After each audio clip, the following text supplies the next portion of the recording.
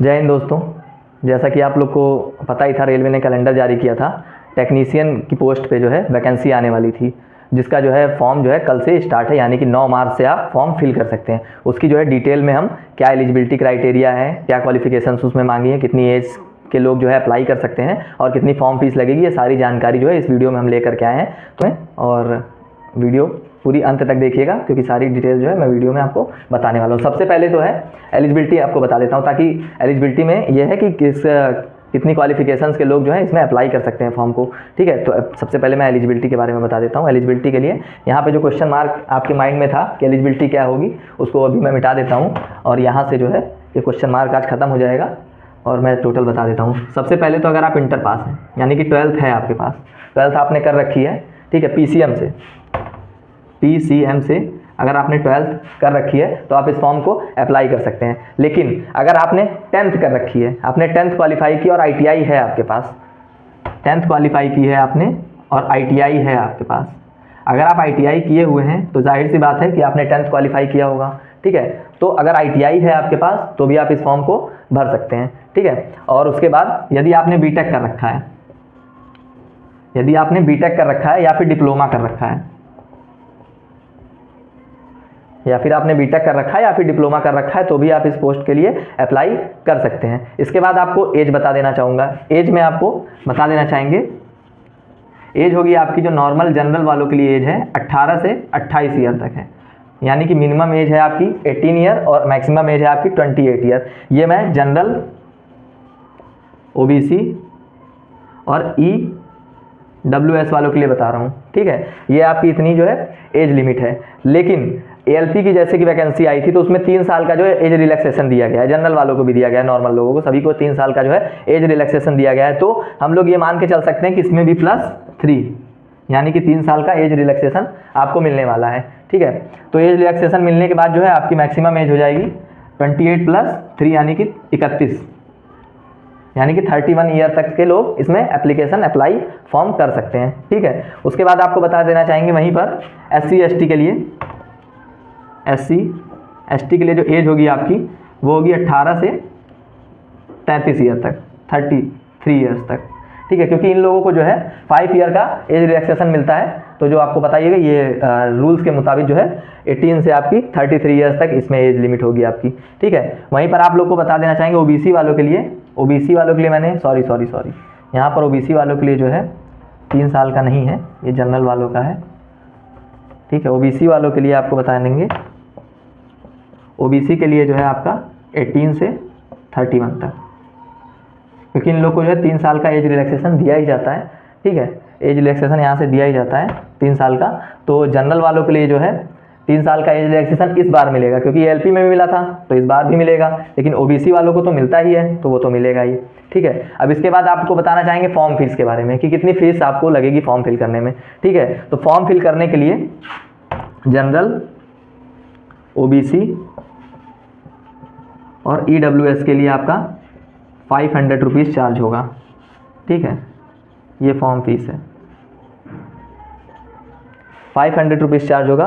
और SC ST और PH और फीमेल, इन लोगों के लिए जो है आपका 250 रुपये चार्ज होंगे। ठीक है, इन लोगों के लिए जो है 250 रुपये का चार्ज लगेगा और बाकी सबके लिए जनरल, OBC, EWS के लिए 500 रुपये का चार्ज लगेगा।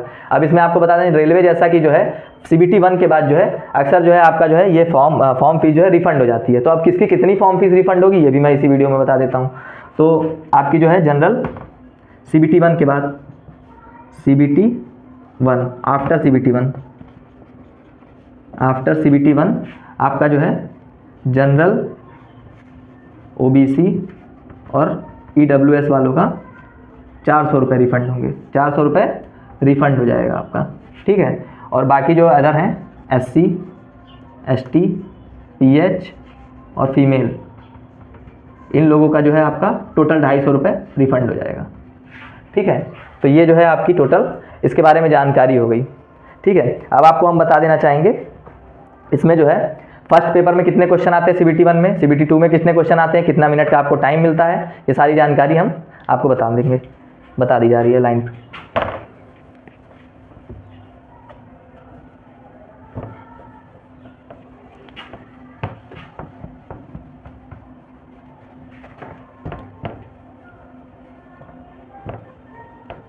देखिए इसमें टोटल 2 पेपर होते हैं। सबसे पहले तो CBT 1 होता है, CBT 1, और फिर आपका होता है CBT 2। CBT 1 और CBT 2 होता है। CBT 1 में आपको 60 मिनट का समय मिलता है।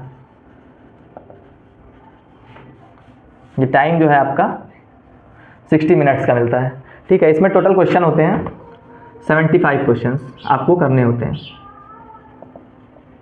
ठीक है। पर क्वेश्चन 1 मार्क्स का होता है, ठीक है। और माइनस मार्किंग यानी कि नेगेटिव मार्किंग जो आपकी होती है वो होती है 1/3 की। 1/3 की आपकी नेगेटिव मार्किंग होती है। अब टोटल क्वेश्चंस मैं बता देता हूँ कि किसमें कितने क्वेश्चन पूछे जाते हैं।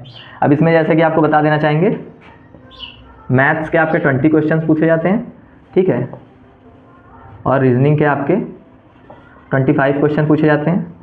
और आपका साइंस पूछी जाती है इसमें 20 नंबर की, और 20 40 60 5 65, और 10 नंबर का जो है आपका GK GS होता है, ठीक है। टोटल आपके 75 क्वेश्चंस होते हैं। टोटल 75 क्वेश्चन होते हैं। और आपको सब कुछ मैंने बता दिया कि कितने मार्क्स के होते हैं। 1 मार्क्स का क्वेश्चन है, नेगेटिव मार्किंग 1/3 की होती है। अब CBT 2 में आपको क्या पूछा जाता है? CBT 2 में आपके 2 पार्ट में पेपर होता है, 2 सेक्शंस होते हैं। पार्ट में, सॉरी बोल रहा हूँ, पार्ट में नहीं, 2 सेक्शंस में पेपर होते हैं। जैसे सेक्शन 1 होगा आपका और सेक्शन 2 होगा आपका, ठीक है। 2 सेक्शन होते हैं। सेक्शन 1 में जो है 90 मिनट का टाइम मिलता है आपको, ठीक है। और सेक्शन 2 में आपको भी 60 मिनट का टाइम मिलता है, ठीक है। जो सेक्शन 2 होता है ये केवल क्वालिफाइंग के लिए होता है, ये केवल जो है क्वालिफाइंग के लिए होता है। इसमें जो है आपके 35% क्वालिफाइंग मार्क्स होते हैं इसमें आपके। 35% मार्क्स आपके हैं तो क्वालिफाइंग। ये एक हिसाब से ट्रेड टेस्ट होता है। क्या टेस्ट होता है? ट्रेड टेस्ट होता है। इसमें उस टाइप के क्वेश्चन आते हैं जैसे कि आपने इलेक्ट्रीशियन से किया है ITI, या फिर आपने मैकेनिकल से किया है, तो उसी जिस ट्रेड से भी आपने किया होता है उसी ट्रेड से रिलेटेड क्वेश्चंस आते हैं। और इसमें जो है टोटल 75 क्वेश्चंस होते हैं, 75 क्वेश्चंस होते हैं, ठीक है। और पर क्वेश्चन 1 नंबर का होता है, 1 मार्क्स का। इसमें भी नेगेटिव मार्किंग 1/3 की होती है, ठीक है। लेकिन जो है इसमें जो है केवल आपको क्वालिफाइंग मार्क्स चाहिए होते हैं, क्वालिफाइंग के लिए होता है। बाकी जो मेरिट लगती है, मेरिट जो है इस पर लगती है।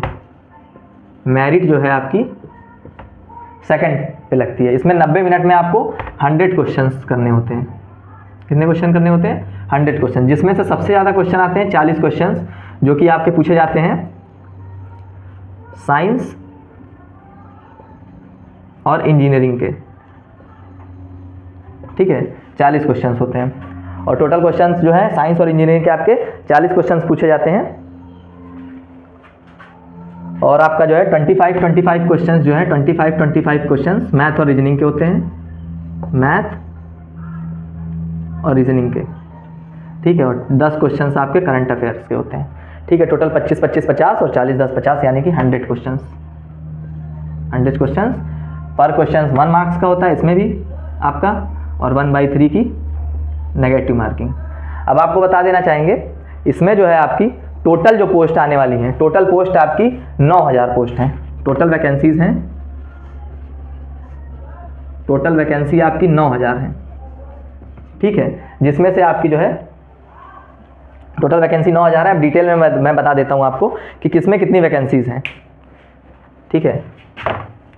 वीडियो अगर अच्छी लगे तो इसको लाइक कर दीजिए और चैनल को सब्सक्राइब करना तो बिल्कुल ना भूलें। और वीडियोस का अपडेट पाने के लिए जो है बेल आइकन को जरूर प्रेस कर लीजिएगा, ताकि हमारी जो है नेक्स्ट वीडियो आपको अपडेट होती रहे। अब सबसे पहले आपको बता देना चाहेंगे इसमें जो है आपके 2 सिग्नल होते हैं। एक जो होता है गियर 1 सिग्नल होता है, एक होता है gear 3 signal, sorry gear 4 signal. Gear 1 signal और गियर 4 सिग्नल, ठीक है। इसमें गियर 1 और गियर 4। अब गियर 1 में जो है आपकी 1100 पोस्ट वैकेंसी है टोटल, ठीक है। और गियर 4 में आपकी जो है लगभग 8000 यानी कि 7900 वैकेंसीज हैं, यानी कि ये सुनहरा मौका है। और बीटेक वालों के लिए भी एक सुनहरा मौका है और इंटर पास वालों के लिए भी है और जिन्होंने आईटीआई कर रखा है उन लोग के लिए भी है। तो आप लोग फॉर्म जल्द से जल्द अप्लाई करके अपनी तैयारी जो है शुरू कर सकते हैं। टोटल वैकेंसी मैंने आपको बता दी, कितने मार्क्स का पेपर होता है ये मैंने बता दिया आपको, CBT 1 CBT 2 जितने भी मार्क्स के होते हैं, कितनी एज रिलैक्सेशन कितना मिलेगा इसमें, कितने एज वाले लोग अप्लाई कर सकते हैं, ये सारी जानकारी मैंने आपको दे दी है। कितनी फॉर्म फीस लगेगी ये भी मैंने आपको बता दिया है, ठीक है। तो ये जो फॉर्म है ये आपका 9 मार्च 2024 से 8 अप्रैल 2024 तक जो है ये आपका फॉर्म फिल किया जाएगा। फॉर्म फिल और जो एग्ज़ाम डेट है आपकी ये अक्टूबर से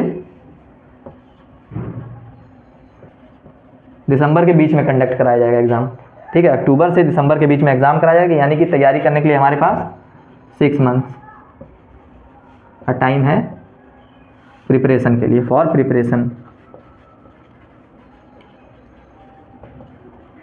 प्रिपरेशन के लिए हमारे पास 6 महीने का समय है, ठीक है। तो लग करके तैयारी कीजिए और पूरे जो है जोश के साथ तैयारी कीजिए, ठीक है।